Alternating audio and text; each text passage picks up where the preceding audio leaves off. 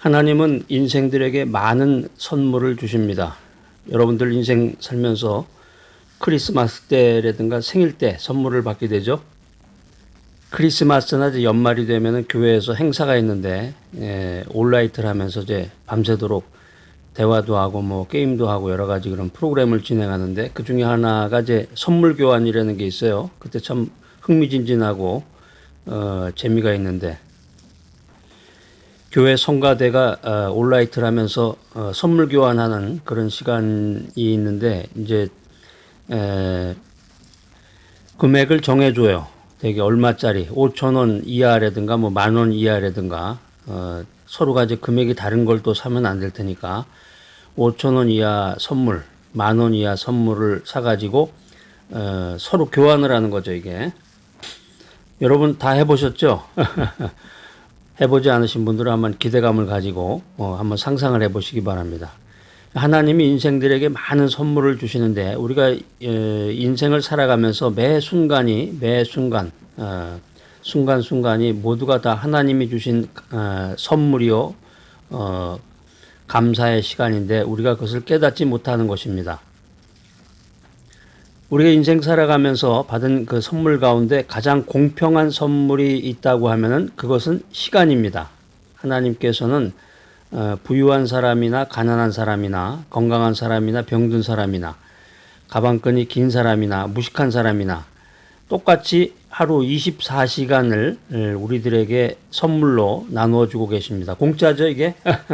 선물은 공짜인데 돈 많은 사람은 더 많은 시간을 소유하고 가난한 사람은 시간이 없는 게 아니라 계속 시간이 없다는 얘기를 하는데 시간은 누구에게나 다 공평한 거예요. 예전에 그 25시라는 그 책이 있었죠. 영화도 아마 나왔던 것 같은데 우리가 인생 살아가면서 시간이라고 하는 것은 공평한 것인데 영어 단어에 그 흥미로운 단어가 하나 있습니다.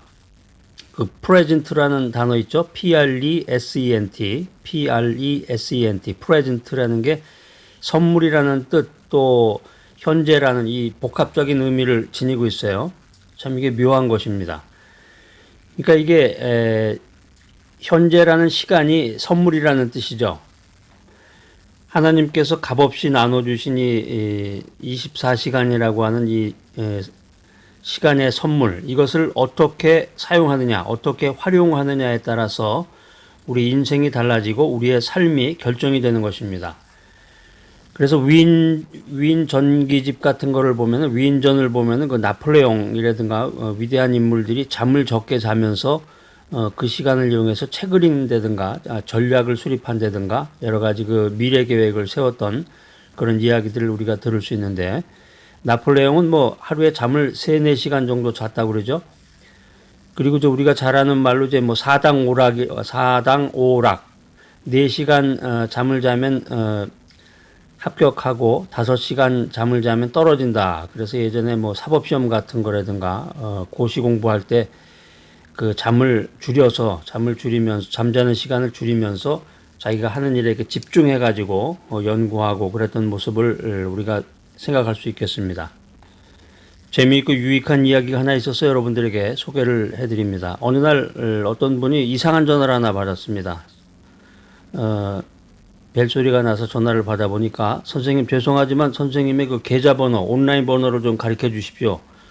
아니 왜 남의 온라인 번호를 가르쳐 달라고 그래요. 요즘에 보이스피싱도 많고 여러 가지 일들이 많은데 네, 선물을 보내드리려고 합니다. 아주 중요한 선물인데 앞으로 10일 동안 매일마다 1,440불씩을 보내드리겠습니다.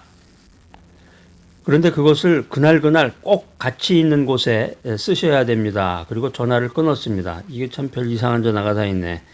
정신 나간 사람인가 보다 하고 그냥 사흘을 보내버렸습니다. 사흘 만에 다시 전화가 왔습니다. 제가 선생님의 온라인 번호를 파악해서 매일마다 1,440불을 약속대로 보내드렸습니다. 그런데 안 쓰셨네요. 안 쓰신 것은 무효입니다. 내일이라도 한번 확인해 보세요. 체크를 하셔가지고 계속해서 저희가 열흘 동안 돈을 공급해 드리겠습니다. 그런데 꼭 기억할 게 하나 있는데 그것을 가치 있게 쓰시면 열흘 이후에도 계속해서 공급될 수도 있습니다. 그렇지 않으면 열흘이 데드라인입니다. 그래서 좀 이상한 생각이 들어서 사람이 그 호기심이 있잖아요. 기대감도 있고. 사람이 생각이라는 게 엉뚱한 데가 많은데 좀 이상한 생각이 들어가지고 이 네 번째 날은 아침부터 안절부절하면서 계속 확인을 해봤습니다. 이 온라인으로 계좌로 뭐가 들어왔나. 그랬더니 1440불이 들어와 있는 거예요. 이게 희한한 일이기도 하고 놀랍고 당황스러웠습니다. 그 다음날도 확인해 보니까 돈이 또 들어왔어요. 1440불이. 그 다음날도 들어왔고 사흘을 연속해서 계속 공급을 받았는데 너무나 놀라고 당황한 나머지 한 푼도 쓰지 못했습니다. 그랬더니 사흘 만에 엿새가 지난 후에 전화가 왔는데 저희가 매일마다 공급을 해드렸는데 돈을 보내드렸는데 송금을 해드렸는데 불행히도 그것을 쓰지 않으셨습니다. 다시 말씀드리지만 쓰지 않으면 무효입니다. 반드시 사용해야 됩니다. 가치 있는 곳에 쓰시기 바랍니다. 그렇지 않으면 열흘로 끝나게 됩니다. 그때부터 이 사람은 정신을 차리고 돈을 써야 되겠구나 이런 생각을 했습니다. 정신 차려야지. 돈 쓰는데 집중해야지. 그래서 7번째 날부터는 들어온 즉시로 돈을 가지고 백화점으로 뛰어다니면서 정신없이 사재기를 하기 시작했습니다. 이렇게 한 사흘 정도 돈을 쓰다 보니까 조금 마음에 걸리는 말이 생각이 났습니다. 이 돈을 가치 있게 안 쓰면 열흘로 끝난다는데 그 가치 있게라는 말이 자꾸 이게 마음에 걸리는 거예요. 이제 마지막 날이 돼서 마지막 날 눈을 뜨자마자 어떻게 쓰는 것이 가치 있게 쓰는 것일까 고민을 하다가 고민하다가 마지막 날 절반이 지나갔습니다. 어떻게 가치 있게 쓸까 이리 궁리 저리 궁리 생각을 하다가 고아원에 가가지고 고아원에 사과 상자를 들고 가서 전달을 하고 또 양로원에 찾아가서 돈을 쓰다가 보니까 열흘째 되는 날이 다 저물어 버렸습니다. 전화가 다시 왔습니다. 선생님께서 지난 사나흘 동안 열심히 부지런히 돈을 쓰셨는데 사용하셨는데 저희들의 평가에 따르면 결과적으로 선생님은 가치 있게 돈을 쓰지 못했습니다. 열흘로 끝입니다. 저희가 매일마다 1440불을 열흘 동안 공급해 드렸지만 선생님께서는 그것을 낭비하셨습니다. 자, 이게 도대체 무슨 얘기인가? 사실은 우리가 하루에 1440불을 공급받은 적은 없지만 매일마다 1440분을 공급받고 있습니다. 1시간이 60분이죠. 60분에다가 하루 24시간을 곱하면 1440분이 됩니다. 자, 그런데 우리가 그 하루 24시간을 어떻게 사용하고 있습니까?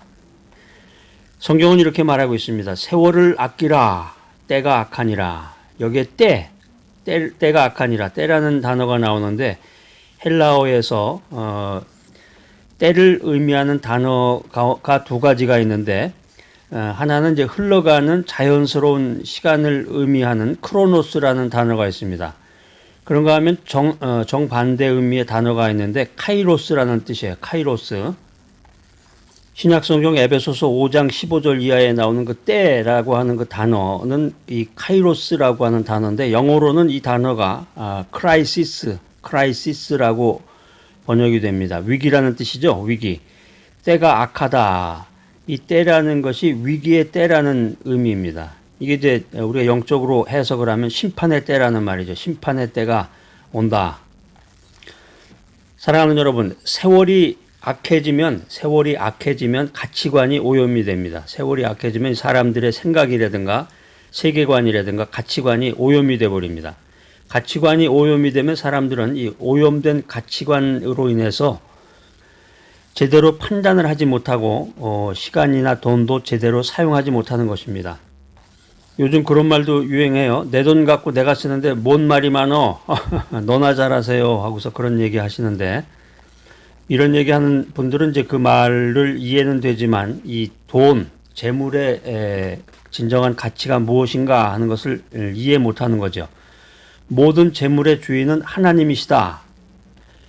그렇기 때문에 우리가 돈을 사용하는 데 있어서도 신중해야 되고 가치 있게 이 돈을 사용해야 되는 것입니다. 성경은 이렇게 우리들에게 권면합니다. 지혜로운 삶을 살기를 원하면 세월을 아껴라. 시간을 아껴라.